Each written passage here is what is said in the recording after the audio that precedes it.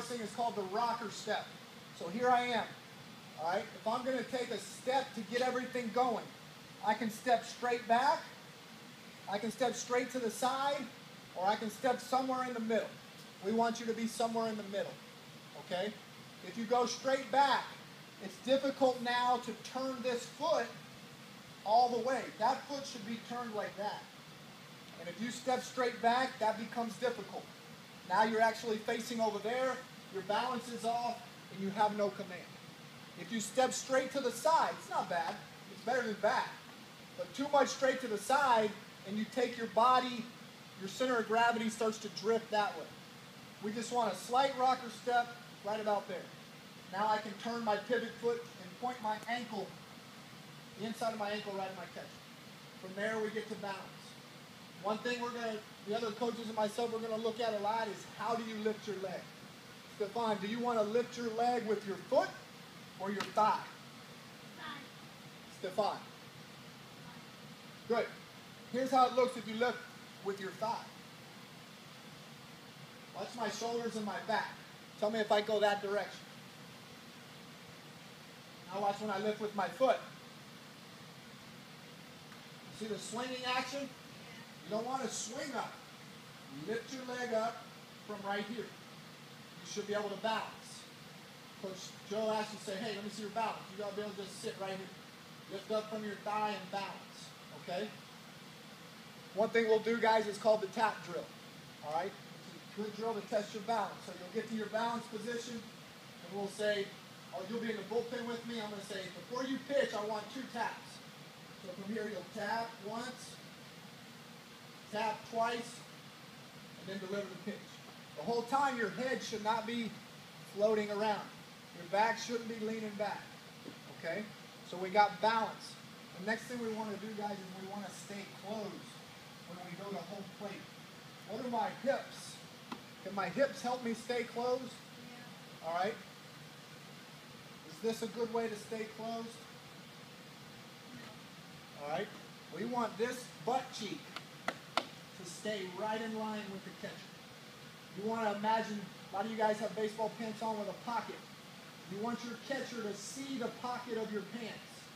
If he cannot see the pocket of your pants when you step or stride or glide, all those terms are acceptable. When you go to home, if he can't see this pocket, you are not staying on line and you're opening up. All right?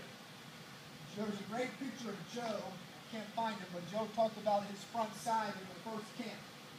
Joe does a really good job when he pitches. The ball will be in his hand, but he'll have his glove right here. And from this point, as he goes to throw, his glove comes into his chest. He never lets his glove get to this side of his body.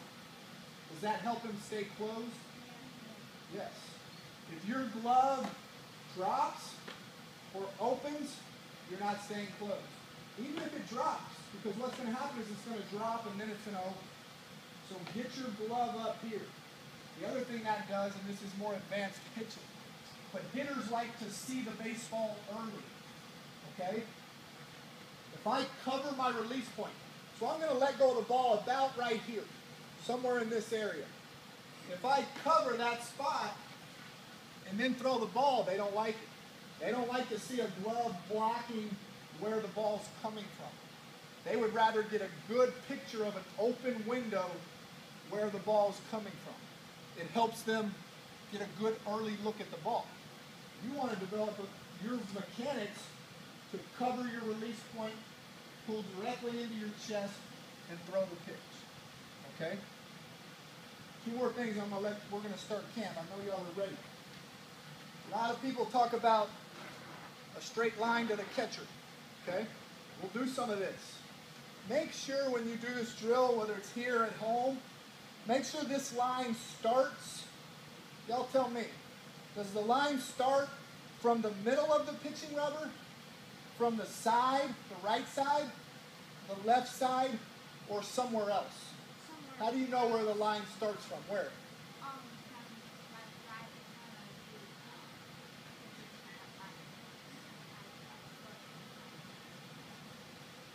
Well, I'm not sure. I think you're right, but I'm not sure. What do you say? Where? Like on the side. The side of the pitching rubber? Anybody? Kind of a trick question. Yeah. Stefan says middle, okay? Let's say Austin Kubica last year, and this is where I pitched from. Where do you pitch from? All right. If I'm Austin Kubica and this is where I pitch from, should my line be down the middle? No. Wherever you pitch. It's wherever you pitch from. It's wherever your pivot foot. This is my pivot foot. The foot that stays on the pitching rubber. All right? Pay attention, guys. This is good. Make sure you have a line in your mind. You can imagine the line or you can draw the line from wherever you pitch from. If you pitch on the edge of the pitching rubber, your line should be on the edge of the pitching rubber. If you're Jordan Stevens and you pitch from right in the middle of the pitching rubber, your line should be right in the middle. Now let's talk about that line. Do you have to step on that line to have good command? No. No. Is it a good idea to step on that line? Yes. Yes. If you're going to be off the line, is it better to be off the line? Well, I'm right-handed. Is it better to be off the line on this side or this side?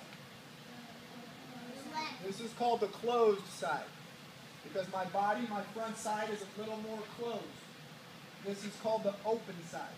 You don't want to be open.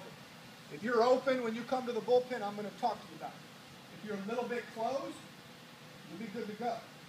Okay? If you're too much closed, see where my midline is? That's too much. Now I'm having to throw around my body. I lose velocity and I lose command. You want to be right on the line or just to the inside of it. Okay?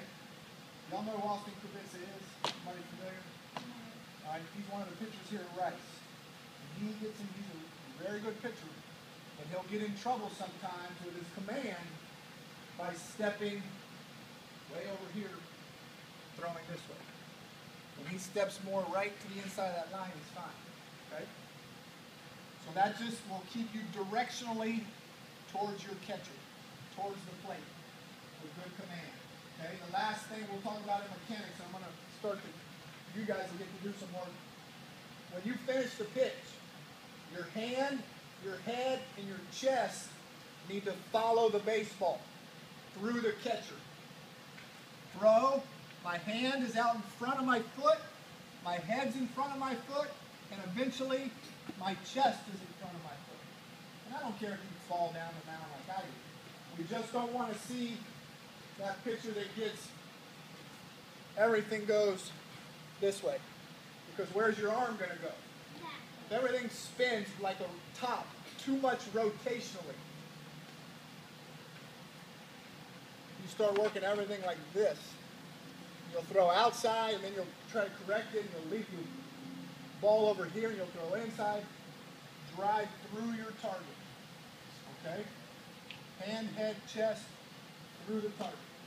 All right? I didn't mention one thing with y'all I need to. I lied. I have one more thing. When you take the ball out of your glove, this is probably the one thing I see in young players more than anything.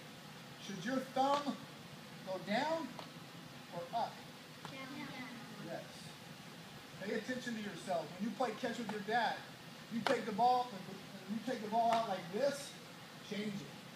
That's what we call a high thrower. You can't throw as hard like that. Take the ball out of your glove with your thumb below the ball. And then it can be the same way when you throw it. Your thumb should be down, your fingers should be up. You want your ball to go like this as a pitcher. Have a downward angle. That's why the mound is sloped like this.